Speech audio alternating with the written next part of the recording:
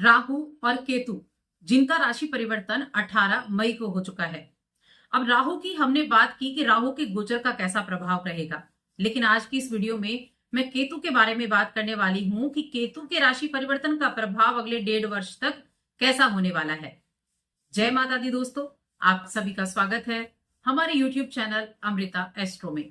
और आज की इस वीडियो में मैं बात करने वाली हूं केतु के राशि परिवर्तन के प्रभाव के बारे में। देखिए, केतु और राहु ये दोनों एक ही शरीर के दो हिस्से हैं। राहु यहां से ऊपर का यानी कि गर्दन से ऊपर का हिस्सा है और केतु से नीचे का हिस्सा है। दोनों का ही कोई भौतिक स्वरूप नहीं है, दोनों को देखा नहीं जा सकता है, लेकिन हाँ, उसका प्रभाव बहुत अधिक रहता है।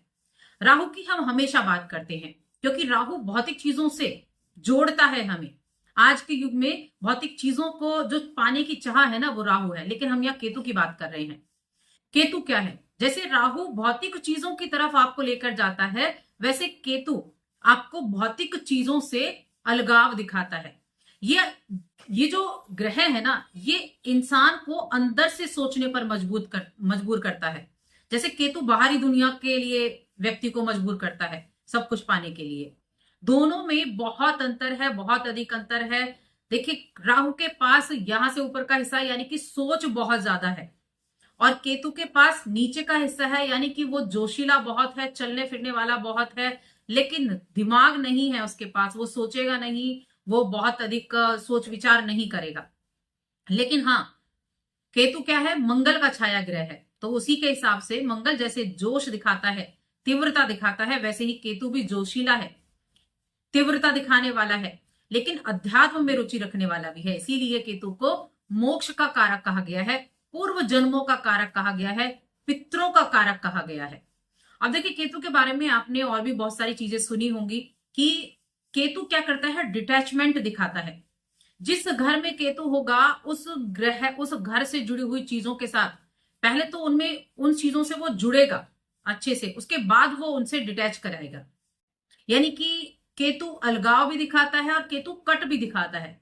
व्यक्ति को कोई कट लग जाता है, कोई चोट लग जाती है, ये क्या कराता है? ये भी केतु कराता है। इसलिए डिटैच का मतलब क्या? जैसे रिश्तों में डिटैचमेंट हो जाता है, तो वो क्या? अलगाव हो गया, वो कट लग गया उसमें। इस तरह से केतु काम करता है। लेकिन क्या यही चीजें हैं केतु की? केतु पैसा नहीं देता, केतु पैसा भी देता है।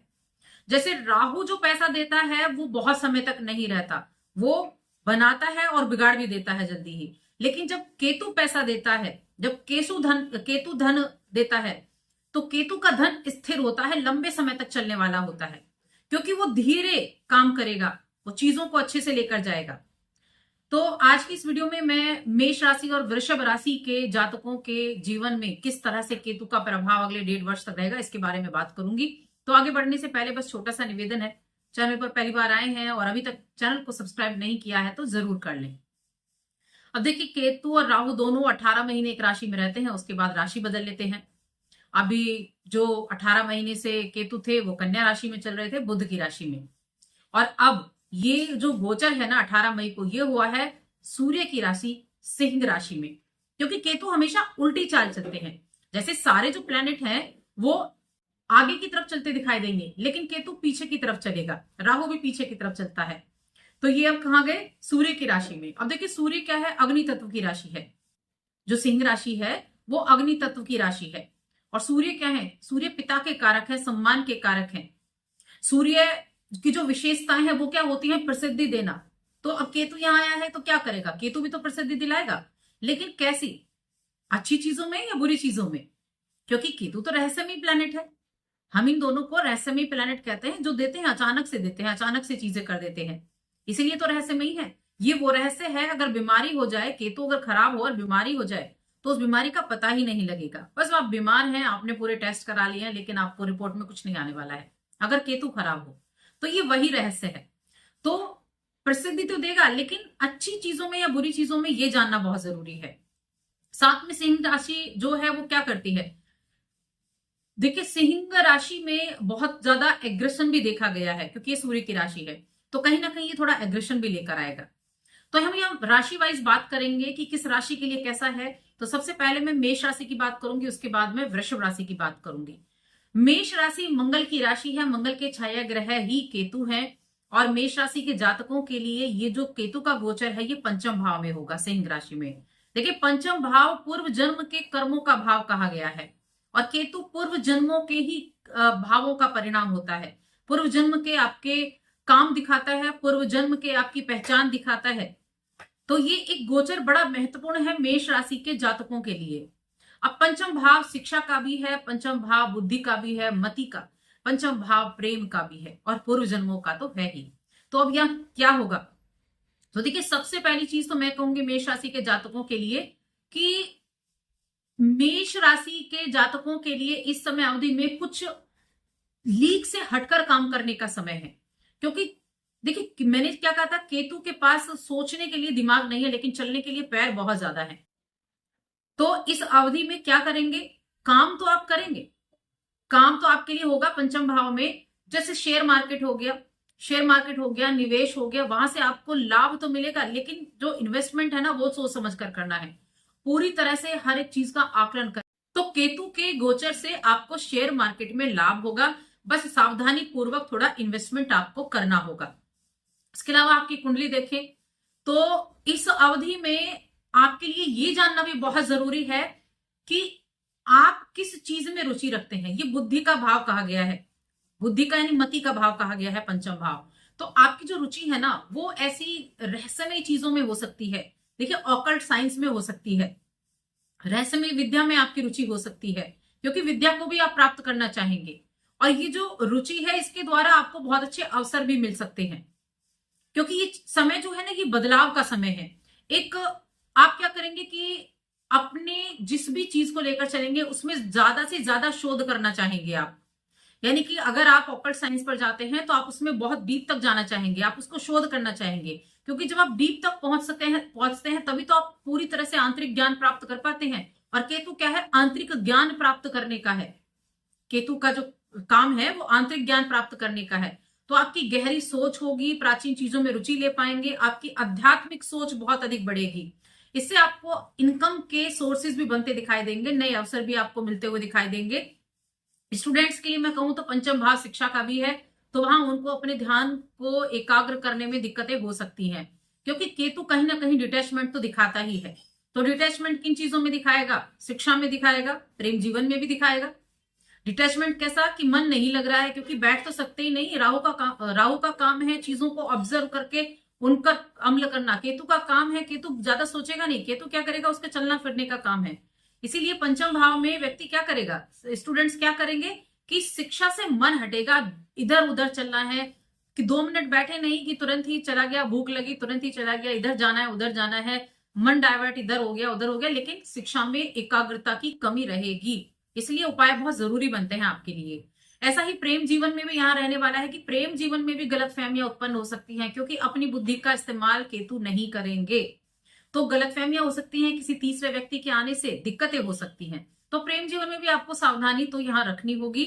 यहाँ मैंने जो कहा कि डिटैचमेंट किसी भी तरीके से, क्योंकि यहाँ थोड़ा कमी रहती है किन चीजों में, इस घर से जुड़ी हुई चीजों में। तो यहाँ उपाय बहुत जरूरी बन जाते हैं आपके लिए।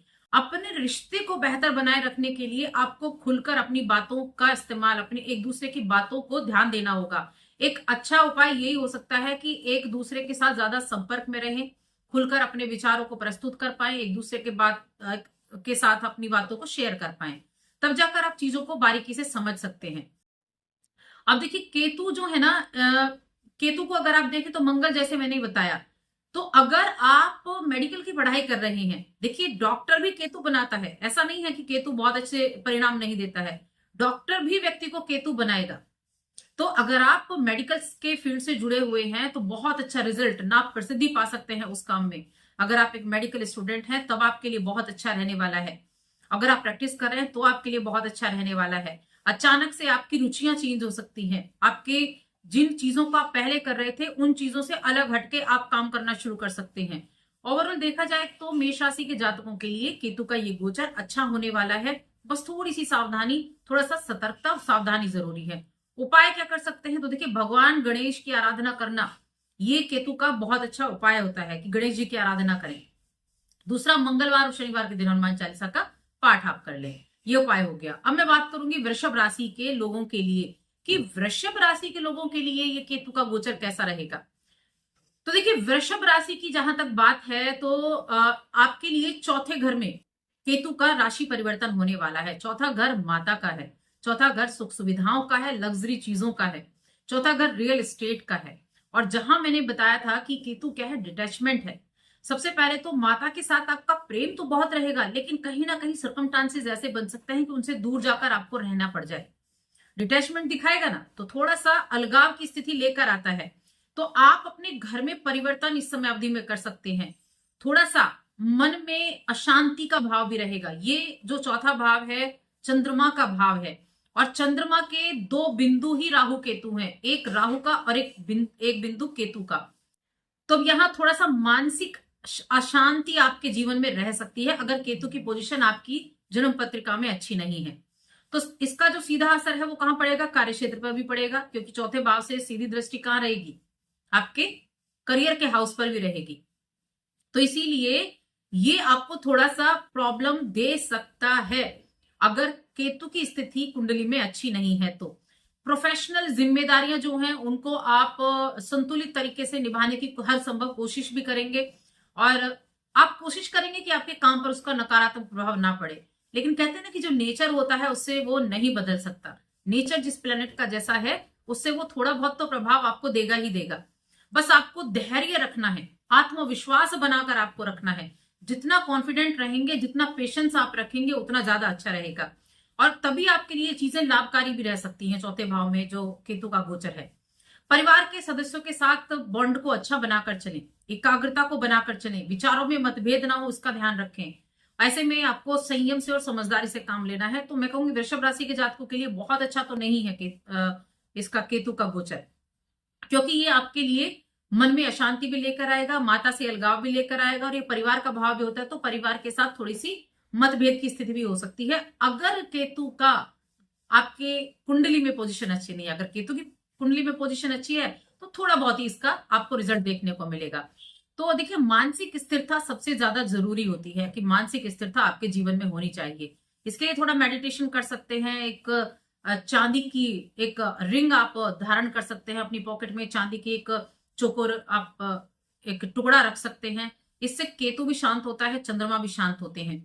और ओम नमः शिवाय का जाप आप कर सकते हैं। इन कार्यों को आप जरूर कर सकते हैं। अब देखिए, एक चीज और है कि केतु जो है ना, ये चीजों को अचानक से बदलता है, रहस्यमय प्लैनेट है, अचानक से बदलता है। तो बीमारी भी क्या देगा, अचानक से देगा। अब चौथे घर में क्या है, अगर आप एक हार्ट पेशेंट हैं तो आपको थोड़ा सा सावधानी जरूर रखनी होगी इस अवधि में। थोड़ा सावधानी रखें अगर आपको हार्ट संबंधी प्रॉब्लम है तो, वरना चीजें जो है वो कहीं ना कहीं ठीक भी रहेंगी। अब देखिए, जब भी राहु अच्छे रिजल्ट देगा तो केतु मिले जुले प्रभाव देगा। अगर केतु बहुत अच्छे रिजल्ट दे रहा है तो राहु मिले जुले प्रभाव देगा। तो केतु की पोजीशन उतनी अच्छी नहीं है, लेकिन राहु की पोजीशन बहुत अच्छी है। और दोनों क्योंकि एक ही छोर के दो पहलू हैं, यानी कि एक ही बिंदु के दो पहलू हैं, एक इधर है और एक इधर है। तो क्या होगा कि बैलेंस बनाने का काम जरूर करेगा, तो बैलेंस भी बना पाएंगे। रेमेडी जरूर करें जो मैंने बताई है, चांदी की रिंग जरूर धारण करें, अगर कर सकते हैं तो जरूर करें। और साथ में ओम नमः शिवाय का जाप आप करें, बस ये उपाय आप कर सकते हैं। तो आज की इस वीडियो में बस इतना ही। वीडियो कैसी लगी हमें कमेंट करके जरूर बताएं। जय माता दी।